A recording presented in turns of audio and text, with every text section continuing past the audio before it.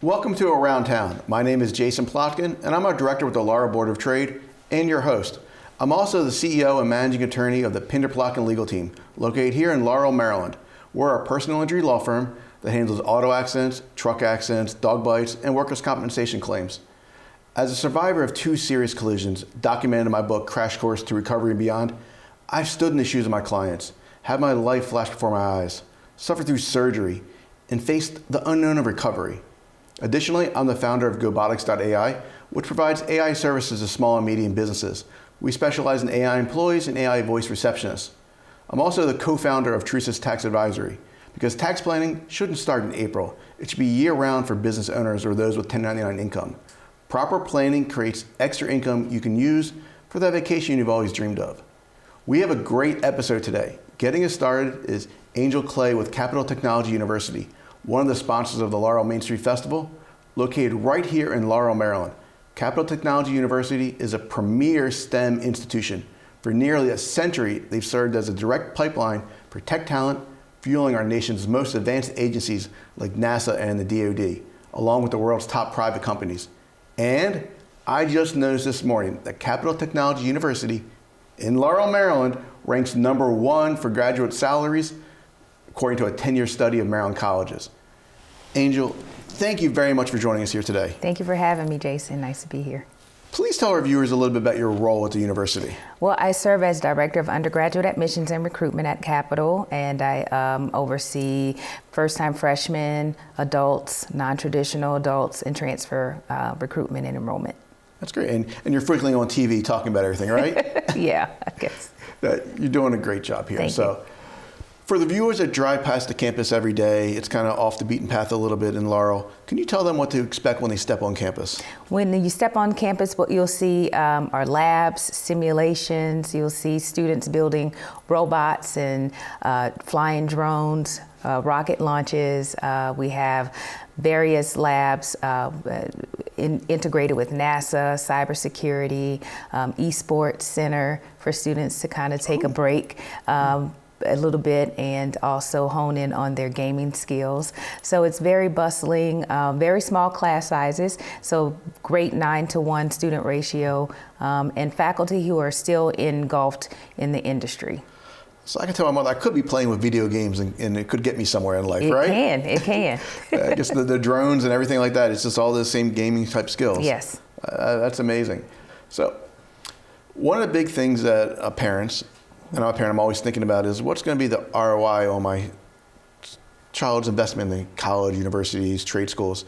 What's that focus at the university? So, great question, Jason. So our ROI is top notch. We are actually have been recognized by Forbes magazine as being one of the top colleges and universities in the country, and especially with that return on investment.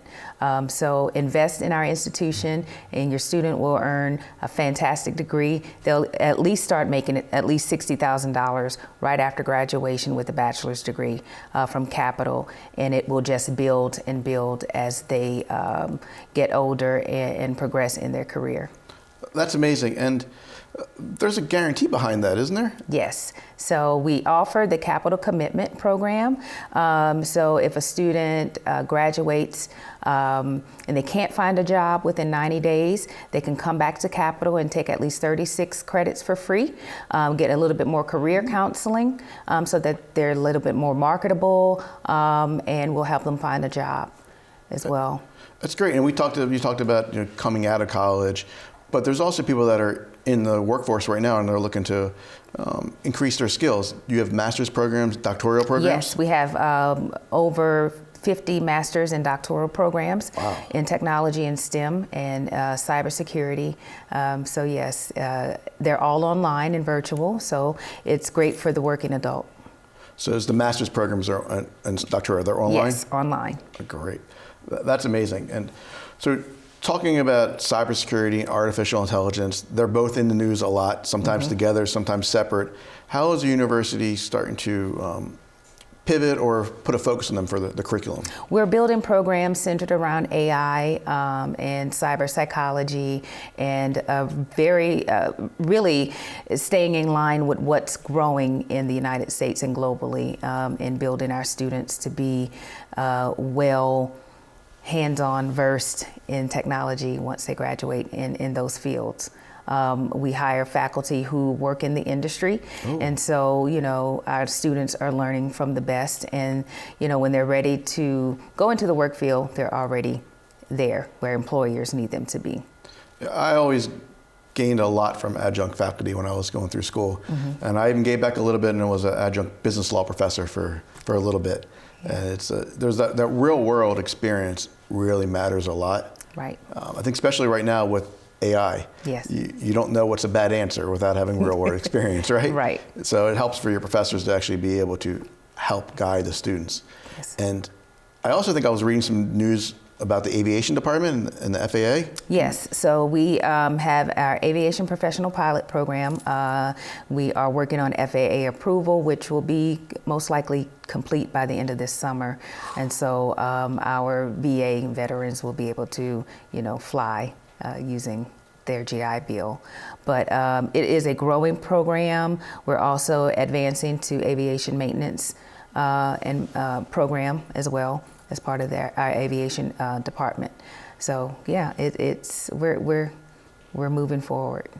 And I think that makes a lot of sense as maintenance moves to a lot more technology based, right? It's not as much as like a lug wrench anymore. Right. It's more you got to log on and read the mainframe or download some hardware, update the software with patches and all these other buzzwords. I'm not quite sure what they mean, but they sound pretty cool when I say them, right? Yes. So I want to thank you for sponsoring the Main Street Festival. Can you talk to me a little bit about the university's, the way they incorporate into the Laurel community?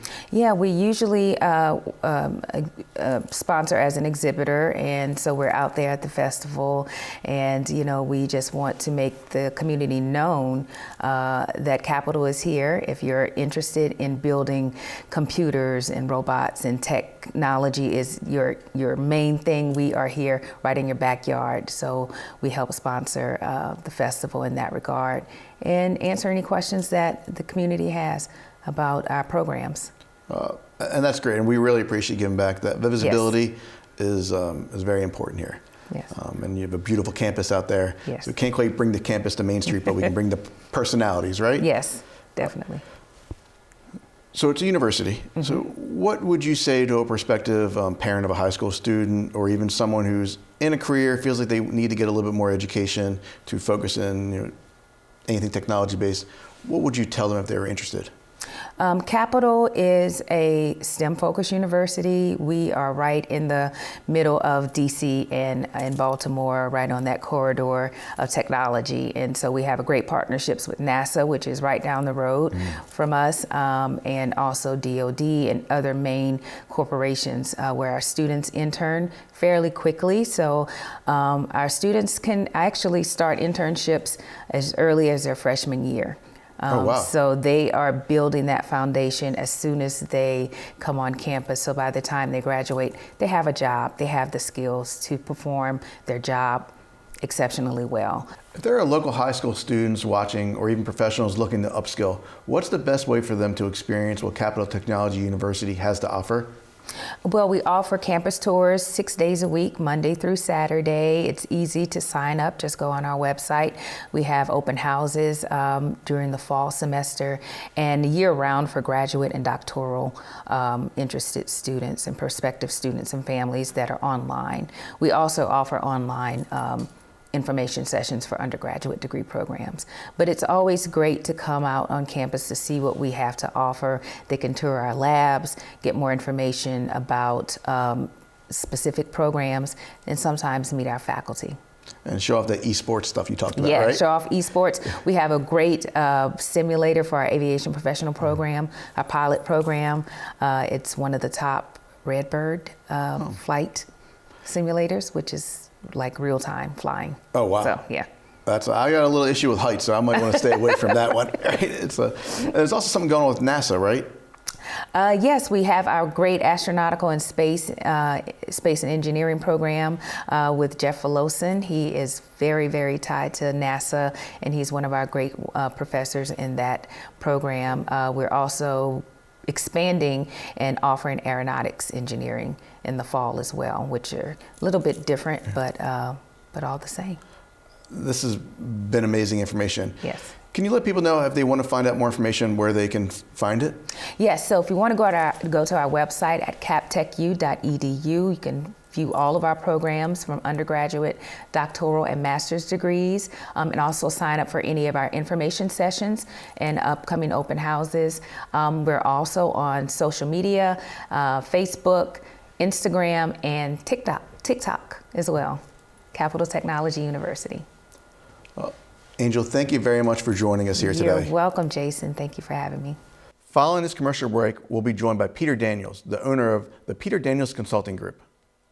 Because the city of Laurel is just 4.5 square miles with 30,000 people in it, I think it's vitally important here for economic and community development to make sure that yards are as big as they're required to be. You're creating mechanisms for basically driving wealth creation and making sure that residents have good access to quality jobs. We have all sorts of applicants coming to us for everything from decks to fences to additions to anything you could really think of that anyone would want to do on their property. Community development is really important because we want to be transparent with the community. We want to help the community. We want to make sure we're providing all the resources that we can to the community. We want to make sure that there's an open, wide communication and a trust there.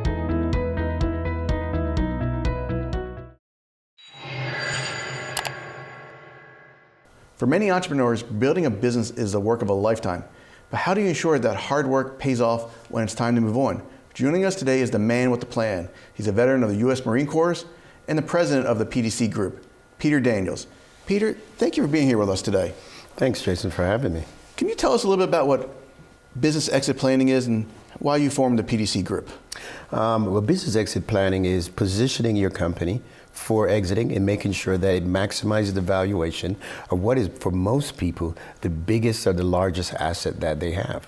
And so instead of making sure that you're prepared in doing that is how we make sure you maximize the value of your company, making sure that you transition it in the best way for you, your family, and your legacy.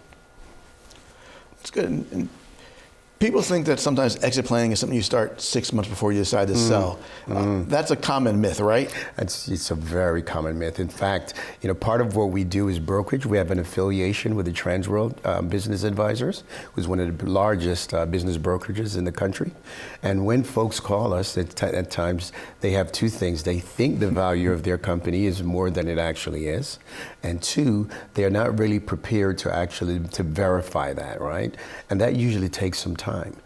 Meaning, do you have your 3 years of tax returns? Do you have your 3 years of P&L, right? So some of the key things you want to make sure that those are in order so that we can start looking to see what your company is actually worth today.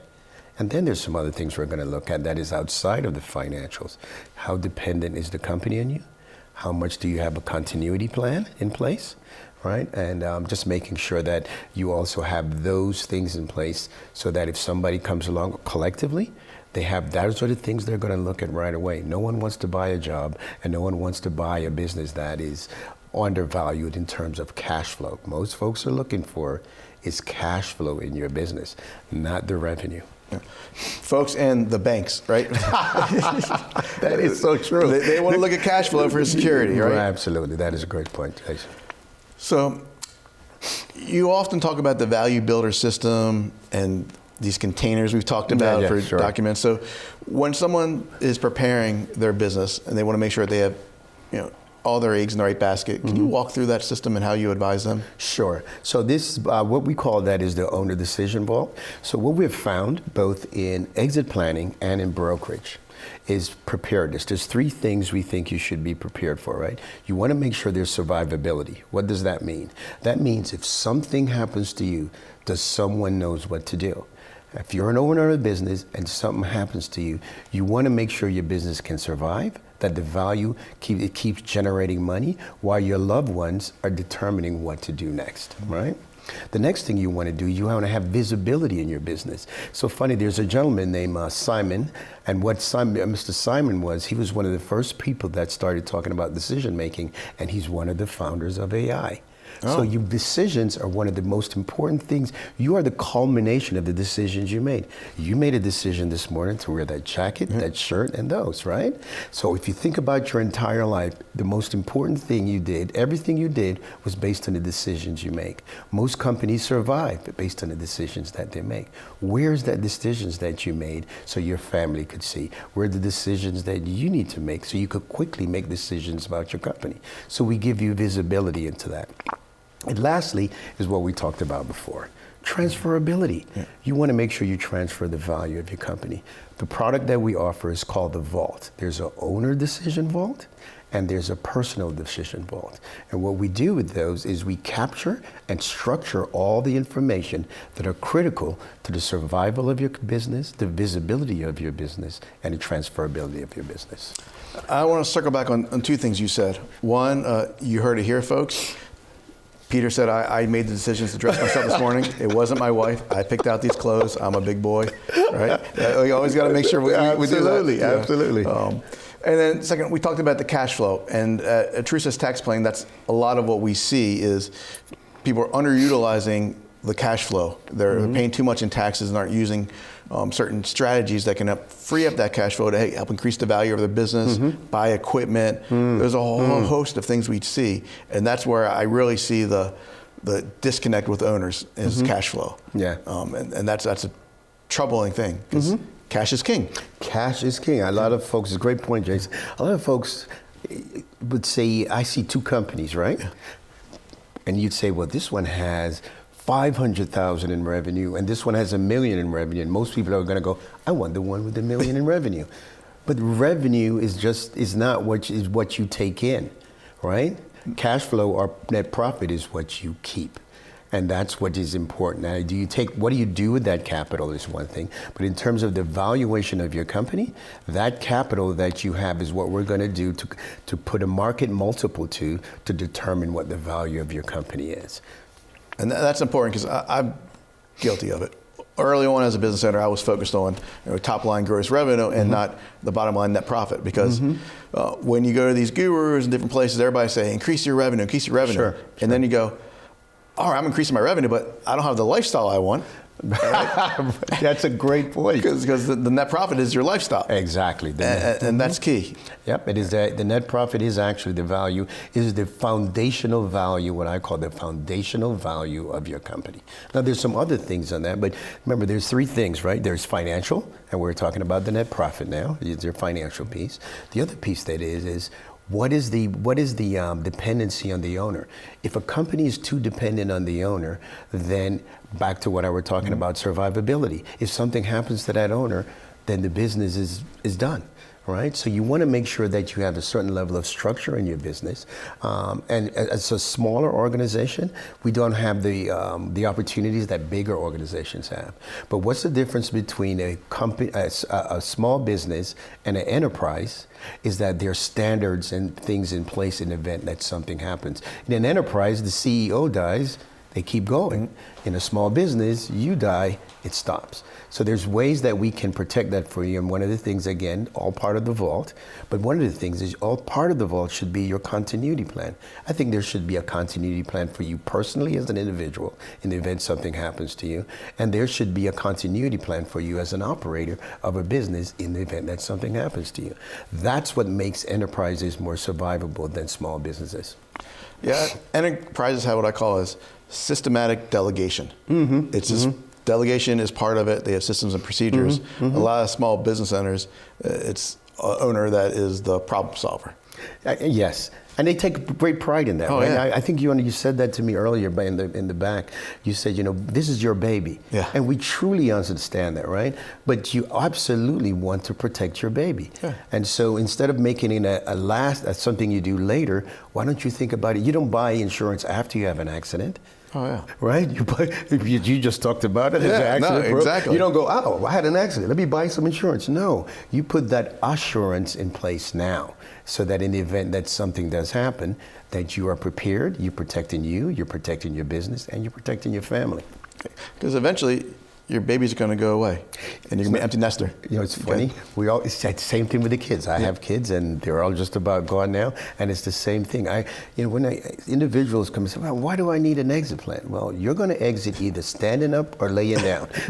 So, make up your mind. Which one do you think you want to? How do you want to go out, and how do you want that to be in terms of your about your life holistically, right? Now, pivoting a little bit to focus on small businesses. You do a lot of networking, you interact with a lot of business owners. What are some of the challenges you see in 2026 for Main Street type businesses? I think for the biggest thing we see in mainstream business is capital, right? They need capital. However, how do you position yourself to get that capital? Right? And I go back again, I know I'm going to keep referring to the vault because the vault has information that's structured for you to quickly make decisions about, right? So where are you today? Part of what our process to even get your vault implemented, we take you through a discovery because you need visibility to make the right decision. So if you say, I need capital, okay, great. What are you going to do with that capital if I give it to you, right? So you need to know what you're going to do with it. Every company is trying to grow in a certain manner, and there's different reasons or things they may need to do to grow. You want that visibility, and then you want to be able to clearly state that and show the ROI to the individuals that you're trying to get the capital from. A good thing that we did with in the city of Laurel, we just did that as part of the Laurel Board of Trade. For those who don't know, I'm also a director of the Laurel Board of Trade, and I'm the ambassador. And what we're trying to do is do as much as we can to get capital, as well as how to use it and best utilization of that capital to scale your business. And working with the city of Laurel, that's what our networking event was about, getting grants, right? So it's getting the capital. That's why we had that event about grants. And then the other thing we did, we had people in here to assist business owners with what are you going to do with it? So how are you going to get it? What are you going to do with it? Because you don't want to come back next 6 months going, hey, I need more capital, more capital. So can you tell a little bit about with the Laurel Board of Trade, the educational networking events you have planned coming up? Sure. So what we're doing is really pushing forward with the Laurel Board of Trade. In every month or every other month, we want to have business forums and networking events to get business owners together. Because, it's funny, my dad was an electrician, and I worked as an electrician when I was 11 till I was 18. We didn't get paid, but that was just part of it. And what I noticed was that being a business owner is a lonely job, right? I would see frustration in him, but when he got home, he never said anything. He didn't say anything to my mother. He didn't say anything. He carried that load himself. So part of our having these networking events that we're putting together is to educate you, but also get you around individuals who are also having the same challenges you are, or the same opportunities that you would like to see or be available to you. And so we're going to be talking about things of how to get money. That's what we do with the grant. How do you go about using that money effectively? What are the other partners or businesses that you could partner with in the community to help your business, right? What are ideas you can get from them? So those are the things that we're going to go through. We want to educate them. AI, right? Everybody's talking about AI. Well, we're going to have a session just on AI so you could see how different use cases for scaling your business with AI. So those are just some of the things we're planning this year, and we're really going to drive things online. So please go to the Laurel Board of Trade and get into our community. It's an internal online community that we're really going to be driving so that the members that we have, the Laurel community that we have, working with the Laurel City and really drive helping businesses grow within the city of Laurel. And that's super exciting. I know we've had a bunch of conversations, and I look forward to participating in some of those, like the AI one. We're going to GoBox.ai, we do a ton of stuff, so it's really helpful to tell people how they can deploy an AI employee or AI receptionist to really help their team. I look at AI as really adding to your team and not taking away from your team. You're just giving another set of tools. Like it was Microsoft Office. Now it's going to be an AI set of packages of tools that really help your team maximize for your clients, patients, whoever your end user is, whether it's a consumer or a business. You can really help them, and you can help your team have a better lifestyle. by using AI tools. A lot less stress and sometimes. You know, Jason, you see how you just said that? Yeah. See, I am just learning how to adopt AI. So you should be one of the folks that when we have this that you should do, because you explained it very well. Sometimes, one person said to me, "Isn't AI cheating?" And I go, "Cheating?" I said, "What are tools for?" Yeah. Right? Tools are, what I call they help you to lower the barrier to entry.